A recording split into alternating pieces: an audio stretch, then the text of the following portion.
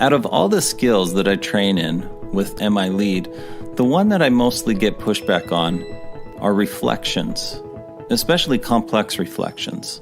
Probably about a quarter of the trainings that I do, I have a leader that speaks up after learning reflections and says something like, these are something I'm never going to use. However, it takes me to a story on one person that came through the training. He said, I'm sorry, this just doesn't work for me. I'm not going to be using it with my employees. And I said, okay, it sounds like this is something that just doesn't work for you. And he said, no, it sounds weird. And when I have tried these things in the past, people feel like I don't listen to them. They feel like I'm just repeating them. And I said, okay, it didn't work. And so it's something that you're not going to keep using at this point. It's just not a tool that you found useful. I said, no, it really hasn't. He said, I have a way that I work with them that, I really listen to them and I engage with them.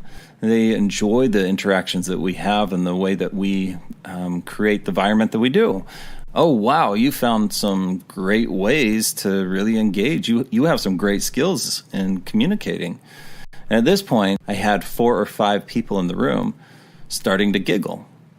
And if you haven't caught on why they're giggling, it's because all I'm doing is giving him reflections, complex reflections. And from there, I think he gave maybe one more statement or two, and I reflected 1 or 2 more times.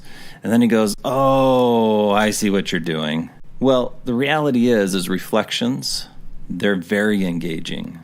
They pull people in. People feel heard when we're using them. It connects people, and it can guide. We can use them to do so many different things.